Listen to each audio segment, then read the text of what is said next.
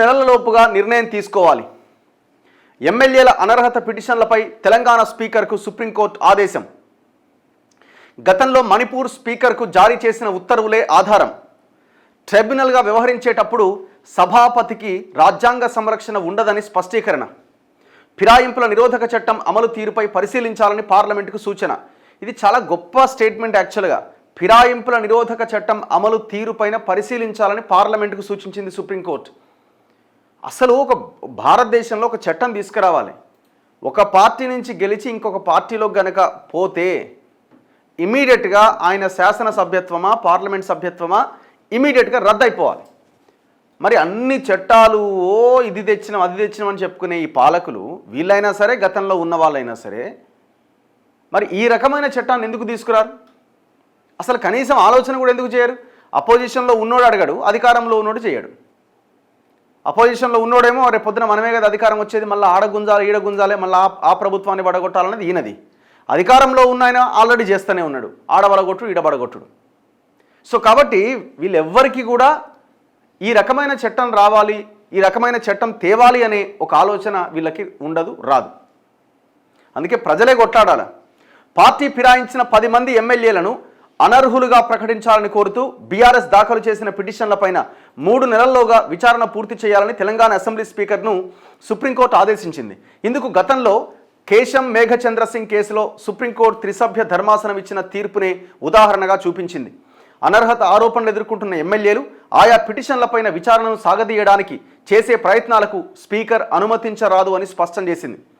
Court ఎక్కడా కూడా మీరు అనర్హత వేటే వేయండి, వాళ్ళు పార్టీ ఫిరాయించారు అని ఎక్కడా చెప్పలే. కోర్టు ఏం చెప్పింది? స్పీకర్కు గడువు విధించింది. మీరు నిర్ణయం తీసుకోవడంలో జాప్యం చేస్తున్నారు, ఇది కరెక్ట్ కాదు, సో మీరు 3 నెలల్లోగా నిర్ణయం తీసుకోవాలి అన్నది మాత్రమే సుప్రీంకోర్టు చెప్పింది. సో అప్పుడు ఏం చేయాలి? ఇప్పుడు స్పీకర్ 3 months లోపు వాళ్ళ మీద అనర్హత వేటు వేయడమా, లేదు ఇచ్చిన పిటిషన్లు బీఆర్ఎస్ వాళ్ళు ఇచ్చిన పిటిషన్లు కొట్టేయడమా, తిరస్కరించడమా, ఏదో ఒకటి జరగాలి. ఈ మధ్యలో ఏమవుతుంది? ఆ ఎమ్మెల్యేలను పిలిచి మాట్లాడాలి. ఇప్పుడు అరికపూడి గాంధీని స్పీకర్ ప్రసాద్ కుమార్ గారు పిలిచి, ఏమే అరికపూడి గాంధీ పార్టీ మారినవా ఏంది, మరి ఇట్లా నీ మీద కంప్లైంట్ వచ్చిందని అంటే, నేను ఎక్కడ పార్టీ మారిన, నేను పార్టీ మారలే, నేను కండువా కప్పుకున్నాను కానీ దేవుని కండువాది మీడియాలో చెప్పింది కదా, దేవుని కండువాది అన్నాడు అనుకో. అప్పుడు మరి స్పీకర్ ఏం నిర్ణయం తీసుకుంటాడు? ఇక అక్కడ టెక్నికల్గా ఆయనే లేదంటుండు కాబట్టి ఇది అవుతుండొచ్చు. ఇప్పుడు అదే ఫర్ ఎగ్జాంపుల్ దానం నాగేంద్ర ఉన్నాడు అనుకోండి, దానం నాగేంద్రని పిలిచి మీరు పార్టీ మారి ఇట్లా పిటిషన్ వచ్చింది అని అడిగారు అనుకోండి, అసలు అడిగినా అడగకపోయినా దానం నాగేందర్ టెక్నికల్గా దొరికిపోయిండు. బీఆర్ఎస్ నుంచి గెలిచి కాంగ్రెస్లోకి వెళ్ళి కాంగ్రెస్ బీఫామ్ మీద సికింద్రాబాద్ ఎంపీగా పోటీ చేసిండు బీఆర్ఎస్ ఎమ్మెల్యేగా ఉంటూ. సో ఇక్కడ అవుట్ రైట్గా దానం నాగేందర్ దొరికిపోయినట్టే. ఇంకొక ఆయన డాక్టర్ సంజయ్ కుమార్ జగిత్యాల, ఆయన కూడా ఏమంటున్నాడు, ఇది జాతీయ జెండా మన వీడియోలో అన్నాడు కదా, ఇది జాతీయ జెండా కండువా, ఇది ఇట్లనే ఉంటుంది ఇది అని మాట్లాడుతున్నాడు. సో ఇటువంటి పరిస్థితుల్లో నేను అనుకోవడం ఈ 10 మందిలో ఒక దానం నాగేంద్ర మీద ఎఫెక్ట్ పడే అవకాశం ఉంది. లేదు ఒకవేళ ప్రభుత్వం మీద వ్యతిరేకత కొంత తగ్గింది, మనం ఎలక్షన్స్ని ఫేస్ చేయొచ్చు అనుకుంటే మరి రేవంత్ రెడ్డి ఏమైనా స్ట్రాటజీగా వీళ్ళందరి చేత రాజీనామా చేస్తాడా, స్పీకర్ చేత అనర్హత వేటు వేయిస్తాడా అనేది చూడాలి. అలాంటి పరిస్థితులు ఎదురైనప్పుడు సంబంధిత ఎమ్మెల్యేల పైన ఇంత స్లో ఉంది,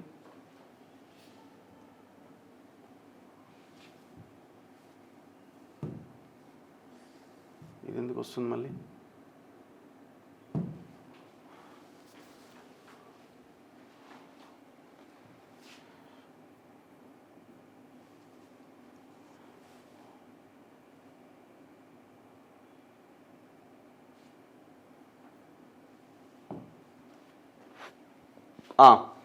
సంబంధిత ఎమ్మెల్యేల పైన స్పీకర్ ప్రతికూల అభిప్రాయానికి రావచ్చని పేర్కొన్నది.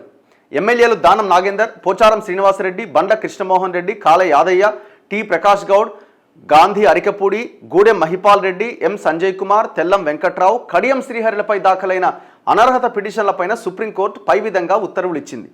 వీరి అనర్హత పిటిషన్పై విచారణ షెడ్యూల్ను 4 వారాల్లోపుగా ఖరారు చేయాలని స్పీకర్కు సూచిస్తూ 2024 సెప్టెంబర్ 9వ తేదీన హైకోర్టు ఏకసభ్య ధర్మాసనం ఇచ్చిన తీర్పును పక్కన పెడుతూ అదే ఏడాది నవంబర్ 22వ తేదీన హైకోర్టు డివిజన్ బెంచ్ ఇచ్చిన తీర్పును కొట్టేస్తున్నట్టుగా సుప్రీంకోర్టు సందర్భంగా ప్రకటించింది. రాజేంద్ర సింగ్ రాణా కేసు తరహాలోనే ఈ కోర్టే 10 మంది ఎమ్మెల్యేలపైన అనర్హత వేటు వేయాలన్న పిటిషనర్ల వాదనను తోసిపుచ్చింది. ఇప్పటి వరకు వివిధ రాజ్యాంగ ధర్మాసనాలు ఇచ్చిన తీర్పుల ప్రకారం అనర్హత పిటిషన్లపైన నిర్ణయం తీసుకునే తొలి అధికారం స్పీకర్లకే ఉన్నందున తాము కూడా దాన్నే సమర్థిస్తున్నాం. అయితే ప్రస్తుత పరిస్థితుల్లో ఫిరాయింపుల నిరోధక చట్టం ఉద్దేశాలు నెరవేరుతున్నాయా లేదా అన్న అంశంపై పార్లమెంట్ ఒక పరిశీలన చేయడం మంచిదని సూచించింది. ఈ మేరకు ప్రధాన న్యాయమూర్తి justice BR Gavai, justice Augustine George మసీహ్లతో కూడిన ధర్మాసనం గురువారం 74 పేజీల తీర్పును వెలువరించింది. అందులో ధర్మాసనం కింది విషయాల్ని పేర్కొన్నది. సో చాలా క్లియర్గా సుప్రీంకోర్టు ఏమన్నది, వాళ్ళు స్పీకర్ పరిధిలోకి కూడా వెళ్ళలే. ఒకవేళ అందులో వీళ్ళు ఏదైతే ఈ పిటిషనర్లు అడిగారో వాళ్ళ మీద అనర్హత వేటు వేయాల్సిందే అని అడిగారో, నో అది స్పీకర్ పరిధిలోని అంశం, అది స్పీకర్కే వదిలేయాలి, కానీ 3 నెలల్లోగా నిర్ణయం తీసుకోవాలి వేగంగా అని కోర్టు చెప్పింది. అంతవరకే. ఇదేమీ కొత్త విషయం కాదు. అనర్హత పిటిషన్లపైన నిర్దిష్ట గడువులోగా నిర్ణయం తీసుకోవాలి అని స్పీకర్ను ఆదేశించే అధికారం కోర్టులకు ఉందా లేదా అన్న అంశాన్ని పరిశీలించాలని ఎస్ఏ సంపత్ కుమార్ కేసులో 5 సభ్యుల ధర్మాసనానికి ప్రతిపాదించినందున దానిపైన తీర్పు వెలువడేంత వరకు ప్రస్తుత పిటిషన్లపైన నిర్ణయం వెలువరించకూడదని ప్రతివాదులు వాదించారు. సో ఆల్రెడీ స్పీకర్ పరిధి ఏంది, స్పీకర్ని మనం నిర్దేశించవచ్చా లేదా అన్నదానికి సంబంధించిన పిటిషన్, దాని మీద కేసు విచారణని 5 సభ్యుల ధర్మాసనానికి గతంలో బదిలీ చేశారు. సో కాబట్టి అక్కడ ఎంక్వైరీ జరుగుతున్నది కాబట్టి దీన్ని ఆపండి, ఇప్పుడే నిర్ణయం తీసుకోకండి అని ఇటువైపున ప్రభుత్వం తరపున, ప్రభుత్వం అంటే మీన్స్ ఈ 10 మందికి తరపున ఎవరైతే వాదిస్తున్నారో వాళ్ళు కోర్టుకు చెప్పడం జరిగింది. అయితే ఆ కేసును రాజ్యాంగ ధర్మాసనానికి నివేదించే సమయంలో రాజేంద్ర సింగ్ రాణా కేసులో రాజ్యాంగ ధర్మాసనం ఇచ్చిన తీర్పును సంబంధిత డివిజన్ బెంచ్ దృష్టికి తీసుకురాలేదని కేశం మేఘచంద్ర కేసు విచారణ సందర్భంగా త్రిసభ్య ధర్మాసనం గుర్తించింది. సంపత్ కుమార్ కేసును 5 సభ్యుల ధర్మాసనానికి ప్రతిపాదించిన ధర్మాసనంలో సభ్యుడిగా ఉన్న జస్టిస్ ఆర్ఎఫ్ నారీమన్ కేశం మేఘచంద్ర కేసులో కూడా తీర్పు వెలువరించారు. సుప్రీంకోర్టు గతంలో ఇచ్చిన తీర్పులను పరిశీలించిన తర్వాత ఎమ్మెల్యేల అనర్హత పిటిషన్లపైన 3 నెలల్లోపుగా నిర్ణయం తీసుకోవాలి అని కేశం మేఘచంద్ర కేసులో త్రిసభ్య ధర్మాసనం మణిపూర్ అసెంబ్లీ స్పీకర్ను ఆదేశించింది. అందువల్ల ఇదేమీ కొత్త విషయం కాదు అన్నది మా అభిప్రాయం. అంటే ఈ రకమైన ఇవాళ ఇచ్చిన తీర్పుని గతంలో కూడా మణిపూర్ స్పీకర్కి మేము ఆదేశాలు ఇవ్వడం జరిగింది. ఇది కొత్త తీర్పు ఏం కాదు, సో అక్కడికే మేము పరిమితం అవుతామని సుప్రీంకోర్టు చెప్పింది. ఈ ధోరణి నాటి ధర్మాసనం ఊహించి ఉండదు. స్పీకర్ తన నిర్ణయం తీసుకోవడానికి ముందే వారి ఆధీనంలోని వ్యవహారాలపైన న్యాయ సమీక్ష చేపట్టి తొందరపాటుతో నిర్ణయాలు వెలువరించడానికి వీల్లేదని ఇదే కోర్టు చెప్పింది. అయితే రాజ్యాంగ ఉన్నత పదవుల్లో ఉన్న స్పీకర్, చైర్మన్ లాంటి వారు అనర్హత పిటిషన్లపైన విచారణ ప్రక్రియను ఏళ్ల తరబడి కొనసాగించి సభ్యుల పదవీకాలం ముగిసే సమయానికి అవి సహజ మరణానికి గురయ్యేలా చేస్తారని ఆ సమయంలో రాజ్యాంగ ధర్మాసనం ఊహించి ఉండదు. స్పీకర్ వేగంగా స్పందించలేదని గమనించాం కోర్టు భావిస్తున్నది. ప్రస్తుత కేసులో ఎమ్మెల్యేలు పాడి కౌశిక్ రెడ్డి, కేపీ వివేకానందలు పార్టీ ఫిరాయించిన ఎమ్మెల్యేలపైన 2024 మార్చి 18, ఏప్రిల్ 2, ఏప్రిల్ 8 తేదీల్లో అనర్హత పిటిషన్లు దాఖలు చేశారు. స్పీకర్ వాటిని పెండింగ్లో ఉంచడంతో పిటిషనర్లు హైకోర్టును ఆశ్రయించారు. దానిపై విచారించిన హైకోర్టు ఏకసభ్య ధర్మాసనం పిటిషన్లపైన విచారణ షెడ్యూల్ను ఖరారు చేయాలని చెబుతూ 2024 సెప్టెంబర్ 9న ఉత్తర్వులు ఇచ్చింది.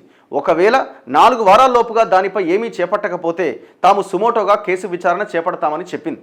తెలంగాణ అసెంబ్లీ సెక్రటరీ ఆ తీర్పును సవాల్ చేయడంతో దాన్ని కొట్టేస్తూ డివిజన్ బెంచ్ నవంబర్ 22వ తేదీన తీర్పు వెలువరించింది. అప్పుడు మళ్ళీ ఎవరైతే ఈ వివేకానంద గౌడ అండ్ ఈ పాడి కౌశిక్ రెడ్డి ఆ తీర్పును సవాల్ చేస్తూ దాఖలు చేసిన అప్పీళ్లు 2025 జనవరి 31వ తేదీన సుప్రీంకోర్టు ముందు విచారణకు వచ్చాక స్పీకర్ ఎమ్మెల్యేలకు నోటీసులు ఇచ్చిండు. ఎప్పుడైతే వాళ్ళు కోర్టుకు వెళ్ళారో అప్పుడు స్పీకర్ ఆ ఎమ్మెల్యేలకు నోటీసులు ఇచ్చిండు. ఇక్కడ సభాపతి వేగంగా స్పందించారా లేదా అని మేము ప్రశ్నించుకొని జరిగిన పరిణామక్రమాలను పరిశీలించాక స్పీకర్ వేగంగా చర్యలు తీసుకోలేదు అన్న అభిప్రాయానికి వచ్చారట. ఎవరు?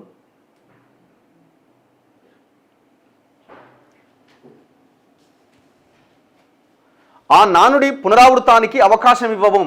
ఇక్కడ మాకు సలహా జారీ చేసే న్యాయ పరిధి లేకపోయినా అనర్హతను తేల్చే అధికారాన్ని స్పీకర్కు అప్పగిస్తూ చట్టసభలు తీసుకున్న నిర్ణయం రాజకీయ ఫిరాయింపులను నిరోధించగలుగుతోందా లేదా అన్న విషయాన్ని పార్లమెంట్ పరిశీలించాలని కోరుతున్నాం. మన ప్రజాస్వామ్యాన్ని దాన్ని నిలబెట్టే మూలాలను కాపాడుకోవాలనుకుంటే ప్రస్తుతం ఉన్న వ్యవస్థ సరిపోతుందో లేదో పరిశీలించాలి. ప్రస్తుత కేసులో ఒకవేళ మేం ఎలాంటి ఆదేశాలు జారీ చేయకపోతే ఆపరేషన్ సక్సెస్ పేషెంట్ డెడ్ అన్న నానుడిని పునరావృతం చేయడానికి స్పీకర్కి అవకాశం ఇచ్చినట్లు అవుతుంది. సో చాలా చాలా డీసెంట్గా చాలా అద్భుతమైన జడ్జిమెంటే ఇది. ఒక రకంగా చెప్పాలంటే కోర్టు చేసిన వ్యాఖ్యలు కూడా ఎక్కడా ఎవరి పరిధిని తప్పు ఇది చేయకుండా నిర్ణయం తీసుకున్నది. కానీ చెప్పాల్సిన పాయింట్ని చెప్పింది. నిర్ణయం తీసుకునే తొలి అధికారం స్పీకర్కే. హైకోర్టు ఏకసభ్య ధర్మాసనం ఇచ్చిన తీర్పులో డివిజన్ బెంచ్ జోక్యం చేసుకోవాల్సిన అవసరమే లేదన్నది మా అభిప్రాయం. ఏకసభ్య ధర్మాసనం స్పీకర్ తన ముందుకొచ్చిన అనర్హత పిటిషన్లపైన విచారణకు అవసరమైన షెడ్యూల్ను ఖరారు చేయాలని చెప్పింది తప్ప నిర్దిష్ట గడువులోగా నిర్ణయం తీసుకోవాలి అని ఆదేశించలే. మీరు ఏం నిర్ణయం తీసుకోవాలో మీరు షెడ్యూల్ను ఖరారు చేయండి అని ఏకసభ్య ధర్మాసనం చెప్పింది. ఎవరు? ఈ ఎమ్మెల్యేలు, ఈ బీఆర్ఎస్ ఎమ్మెల్యేలు హైకోర్టుకు పోయినప్పుడు. సో అది చెప్పడంతో స్పీకర్ ఏం చేశారు? Speaker secretary, assembly secretary high court division బెంచ్కి వెళ్ళారు. డివిజన్ బెంచ్ ఏకసభ్య ధర్మాసనం ఇచ్చిన తీర్పును కొట్టేసిందనమాట. ఇప్పుడు సుప్రీంకోర్టు ఏమంటుంది? ఆ ఏకసభ్య ధర్మాసనం ఇచ్చిన తీర్పును కొట్టేయడము కరెక్ట్ కాదు.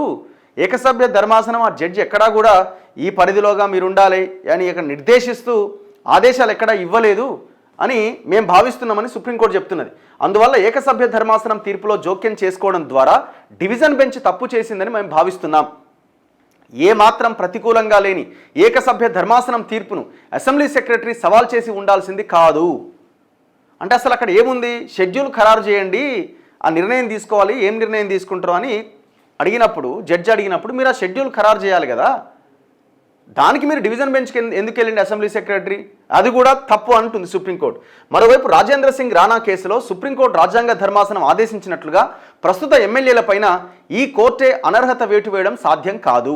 మేము ఆ నిర్ణయం తీసుకోలేము. వేటు వేయండి అనో వేటు వేస్తున్నామనో మేము చెప్పలేము.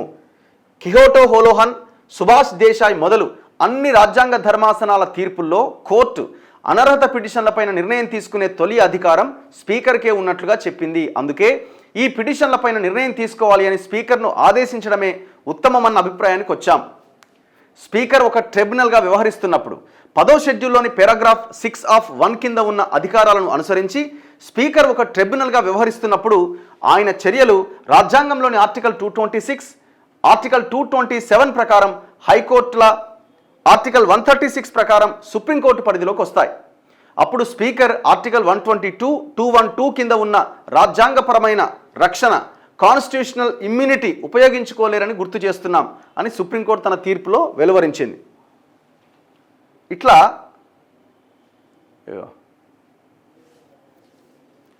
ఎస్ఏ సంపత్ కుమార్ వర్సెస్ కాల యాదయ్య కేసు ఏం చెప్పింది? ఇది 2014 నాటి తెలంగాణ ఎమ్మెల్యేల ఫిరాయింపు కేసట.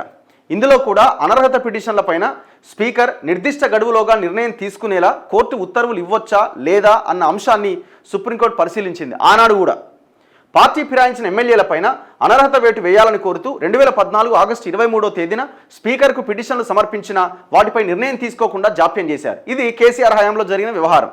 2014 అండ్ 2018లో గెలిచిన తర్వాత మళ్ళీ 12 మందిని పందులను కొన్నట్టు కొన్నాడు. అప్పుడు కూడా ఇదే జరిగింది.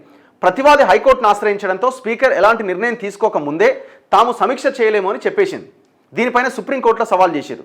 దాని తర్వాత కిహోటో హోలోహన్ కేసులో స్పీకర్ నిర్ణయం తీసుకోక ముందే ఆయన నిర్ణయాల్లో కోర్టులు జోక్యం చేసుకోకూడదని చెప్పినందున దీనిపై స్పష్టత ఇవ్వడానికి కేసును నాటి సుప్రీంకోర్టు ధర్మాసనం 5 సభ్యుల ధర్మాసనానికి ప్రతిపాదించింది.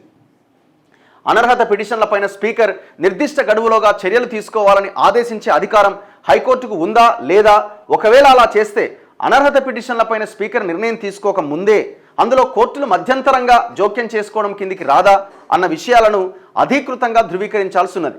ఈ ప్రశ్నలకు సమాధానం చెప్పడానికి వీలుగా ప్రధాన న్యాయమూర్తి తగిన రాజ్యాంగ ధర్మాసనం ఏర్పాటు చేయాలి అని కోరుతూ 2016 నవంబర్లో justice RK Agarwal, justice RF నారీమన్లు తీర్పునిచ్చారట.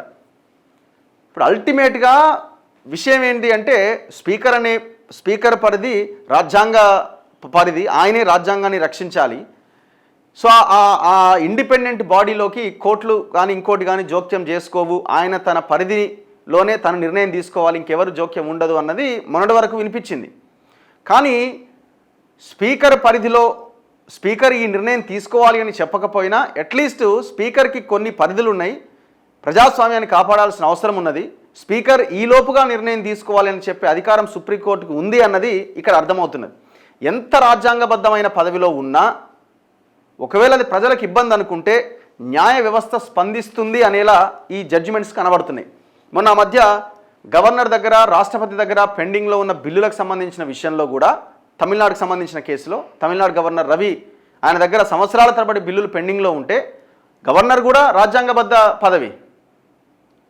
సో 3 నెలల లోపుగా మీరు డెసిషన్ తీసుకోవాలి. మీరు నిర్ణయం తీసుకోలేనట్లయితే అదే న్యాయ సలహా కోసం మాకే సుప్రీంకోర్టుకి పంపండి, మేము మంచి న్యాయ సలహా ఇస్తాం, ఆ తర్వాత మీరు నిర్ణయం తీసుకోవచ్చు అని కోర్టు చెప్తే మొత్తం దుమ్మెత్తిపోసారు. ఎందుకు ఆ రకమైన ఇప్పుడు 3 నెలల సమయం అనేది చాలా పెద్ద సమయమే కదా. ఒక పిటిషన్ దగ్గరకు వచ్చినప్పుడు 3 నెలల కంటే ఇంకా ఎక్కువ సమయం పడుతుందా న్యాయ సలహా తీసుకోవడానికో మీరు నిర్ణయం తీసుకోవడానికో? అన్ని వ్యవస్థలు సరిగ్గా పనిచేస్తే ఈ లొల్లే ఉండదు కదా. పార్టీ ఫిరాయించింది వాస్తవమా కాదా? 100% వాస్తవం. కండువా కప్పుకున్నారా లేదా? 100% వాస్తవం. వీడియోలే ఉన్నాయి కదండి. ఇప్పుడు ఇవాళ యూట్యూబ్కి వెళ్తే 10 మంది ఎమ్మెల్యేలు 10 మంది కండువా కప్పుకునే వీడియోలే ఉన్నాయి. మేము మళ్ళీ పార్టీలో జాయిన్ కాలేదని సుప్రీంకోర్టులో అఫిడవిట్ చేస్తున్నారంటే ప్రజలను ఎట్లా మోసం చేస్తున్నట్టు?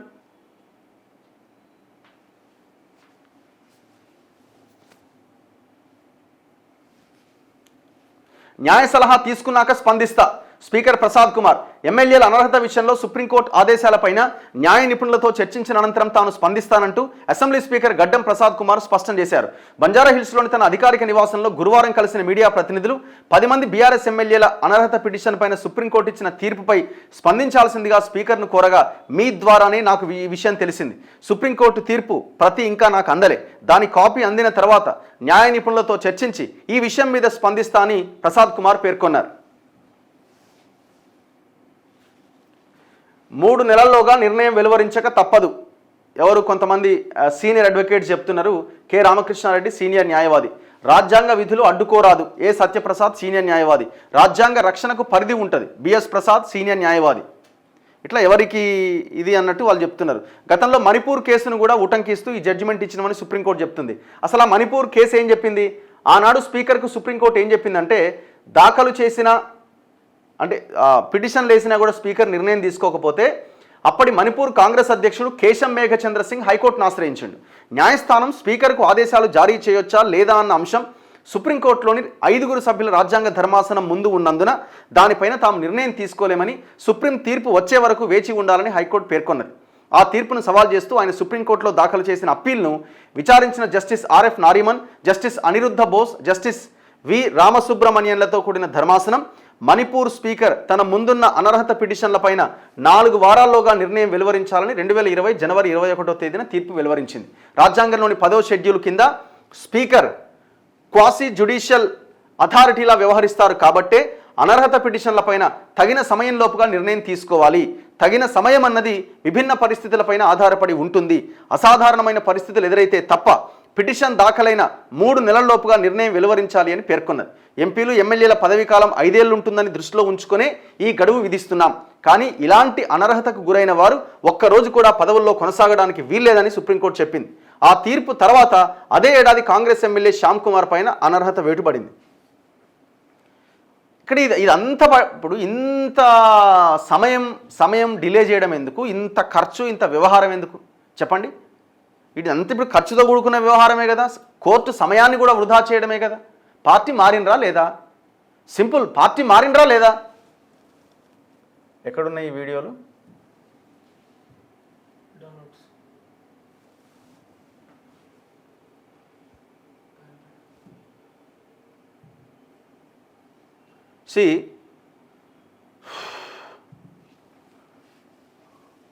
వీళ్ళు పార్టీ మారినట్ట కాదా మీరు చెప్పండి.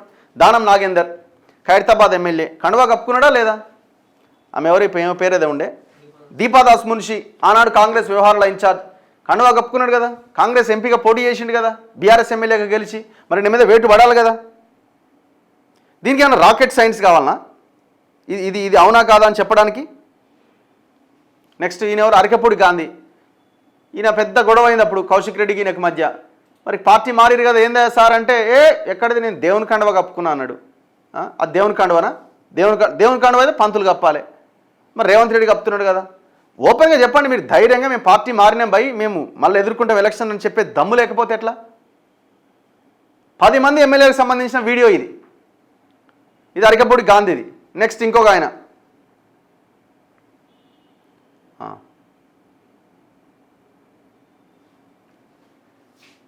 వేసిన వీడియోనే మళ్ళీ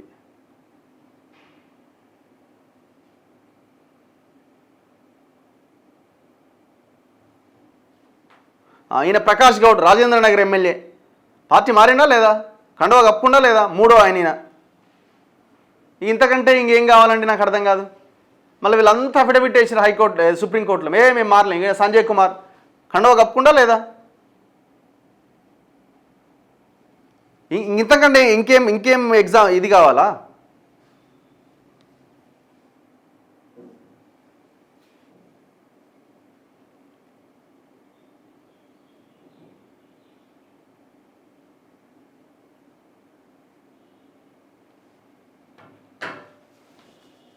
ఈయన తెల్లం వెంకట్రావు భద్రాచలం ఎమ్మెల్యే. ఈయన పొంగులేటి చాలా దగ్గర, పొంగులేటి కూడా పక్కనే ఉన్నాడు. కండువా కాల యాదయ్య చేవెళ్ళ ఎమ్మెల్యే కండువా కప్పుకున్నాడు. ఇవన్నీ ఎవిడెన్సే కదండి. ఇంకా మళ్ళీ ఇంకా మేము పార్టీ జాయిన్ కాలేదని చెప్తే సుప్రీంకోర్టులో అఫిడవిట్ వేస్తే ఎట్లా? ఏమన్నా దేవుని కండువా జాతీయ జెండా అని ఒక ఆయన అంటాడు.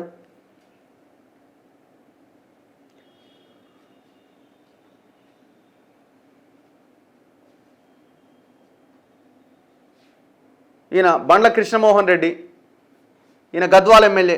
ఈయన సోపాలు పడ్డాడు ఆ సుప్రీంకోర్టులో అఫిడవిట్ వేసే సమయంలో. నేను పార్టీ మారలేదో అని ఆ ఫ్లెక్సీలు ఈ ఫ్లెక్సీలు అన్నీ అఫిడవిట్లో పెట్టిండు. జాయిన్ అయ్యిండు కదా. మల్లు రవి కూడా పక్కనే ఉన్నాడు కదా. తర్వాత అనుకున్నారు ఇద్దరు. ఈమె కడియం కావ్య, ఆమె ఎంపీ వరంగల్ ఎంపీ. వాళ్ళ father Kadiyam Srihari station Kanpur MLA. కూతురు కాంగ్రెస్ టికెట్ రాగానే బీఆర్ఎస్ టికెట్ని అవతలకి దన్నిండు, కాంగ్రెస్ టికెట్ మీద పోటీ చేయించిండు కూతుర్ని. ఆనాడు అదే సందర్భంలో కడియం శ్రీహరి పార్టీ మారిండా లేదా, కండువా కప్పుకున్నాడు కదా. ఇగో మరి పార్టీ మారలేదంటే ఎట్లా? ఇదంతా క్లియర్గా యూట్యూబ్లో ప్రతి వీడియో ఉన్నది. ఇప్పుడు అదేం కండువా మరి? 3 రంగుల జాతీయ జెండా కప్పిరా మీకు రేవంత్ రెడ్డి మీ తలకాయ మీద?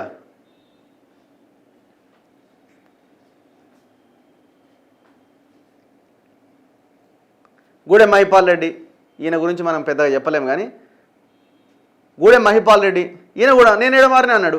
పోచారం శ్రీనివాసరెడ్డి బాన్సువాడ ఎమ్మెల్యే, ఆయన కండువా కప్పుకున్నాడు కదా. ఆయన కొడుకులు అందరూ కండువాలు కప్పుకున్నారు కదా.